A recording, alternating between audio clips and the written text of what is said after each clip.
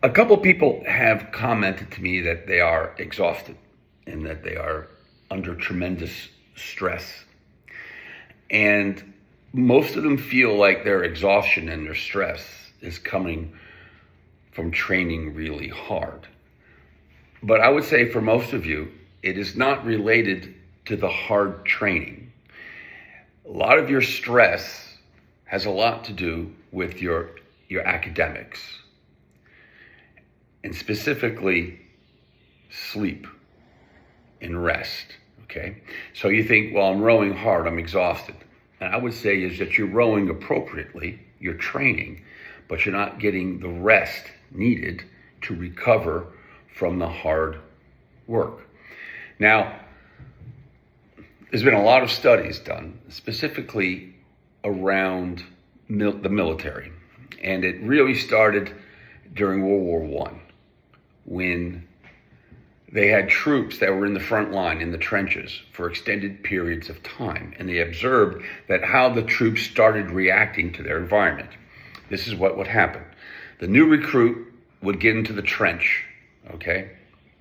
And the majority of casualties in World War I was due to artillery. It wasn't due to the machine gun or the rifle. It was due to artillery. And there was very little you could do to protect yourself. You were just in the trench, waiting to get blown up or waiting to get shredded by an aerial burst of shrapnel, okay? So the new recruit would get into the trench. And the first thing they would do is they would hear anything, and they would drop down into the mud, okay? They would bury themselves into the side of the trench out of fear and self-preservation. Both of them are very legitimate, okay? But what would happen is over time, they would hear the incoming shells and the outgoing shells, and it didn't matter to them as much. They didn't duck as much. A lot of times in the trenches, you'd have to walk patrol, and the trenches would be blown up or lowered in some cases, and there'd be signs that would say, low trench, keep your head down. And at first, they would crawl through the mud, not to get shot. But after a certain period of time, the officers noticed that the soldiers would no longer duck down. They would just walk the trench, and they would get shot, okay? Or they'd be blown up by shrapnel because they were exposed. So when we talk about motivation, your motivation is to do well at Akros, is to do well to Dad Vails, or perhaps both. And some of you have been training months, some of you have been training years for this one opportunity to maximize your potential. And that seems like that should be enough. That motivation should be enough to keep you going despite being exhausted. Okay? Well, think about the soldier in the trench. His life, right? Self-preservation was not enough after the point of exhaustion to duck, right? And so don't think the fact that you are tired and you feel like you don't want to race as much as you did 2-3 weeks ago. That's a very real emotion caused by stress and anxiety. And both of them are elevated because of your lack of sleep and also your concern for your academics, which is always associated with lack of sleep, not prioritizing your studies when you should have, falling behind. Now you have to go to practice. So it becomes rowing is the problem. Rowing is part of the problem, but it is not the problem. The problem is organization on your part, right? Prioritizing schoolwork when you're supposed to, but for the most part, getting sleep, okay? For example, a good CIA tactic to abstract information is what? Waterboarding? That works. Electroshock? Let me tell you what, that gets your attention. But you know what works? Lack of sleep. Lack of sleep. For example, if I took Duncan and I wanted Duncan's passcode to his phone, Duncan's going to say no. Well, I keep Duncan up because of being uncomfortable, shall we say. After about 2 to 3 days of being awake, Duncan will tell me absolutely everything he knows about everything. Okay? So being exhausted has a huge effect on how you're feeling. It does. So, you're not the only one who has trouble with their motivation right now. You're not the only one.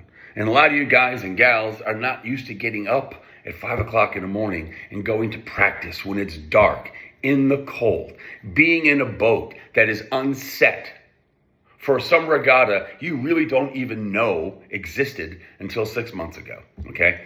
But here you are, and it almost seems like your entire life now is consumed with preparation for these regattas, and much of it is. Because if you're not here at practice, you're probably thinking about it, you know? So yeah, that is weighing down on your motivation. It's causing you to be exhausted. And you layer that with academics, maybe some personal conflicts that you're having, shitty food, you're in a loud dorm. How many of you actually get a good night's sleep every night? How many of you slept for 8 hours this past 3 months? Uninterrupted sleep. That means you went to bed at 10 to get up for morning practice. How many of you have ever done that? None of you, okay? And again, over time, lack of sleep, stress, it wears you down. Just like the soldier in the trench. You will lose your self-preservation, right? Just like that person with information doesn't want to share it. You give lack of sleep, they will tell you what you want to know, okay?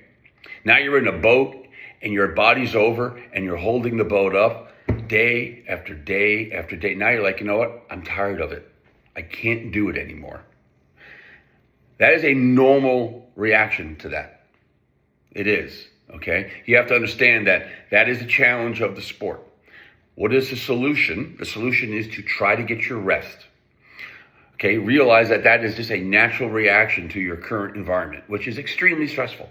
Finals, end of the rowing season, end of the semester. I mean, you layer in that some of you are thinking about jobs, career, getting a certain GPA so that you can move on in your future. And you're in an extremely stressful environment. Recognize that, okay? It's very, very real. And now you're rowing, okay? So the last thing I want to say is, from your coaches, we want you to do well, okay? But we know that rowing is not the most important thing in your life.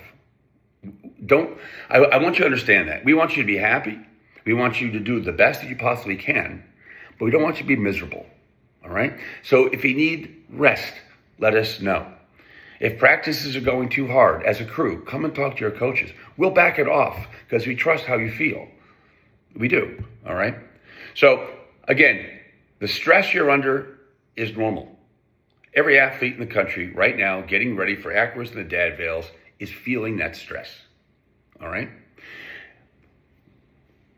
Use your teammates to help motivate you. Realize that this is going to be over shortly. Realize that you're getting stronger, you're getting faster, that it's worth it. And understand that your coaches are more than willing to help you modify your schedule if need be. Because we know that your academics is more important than the regattas. And I believe that, okay? So I don't want to create stress. I want rowing to be as fun as it possibly can. I want you going to these championship regattas to do the best you can and to be a positive experience. All right? So, words from Rick. I'll see you guys at practice.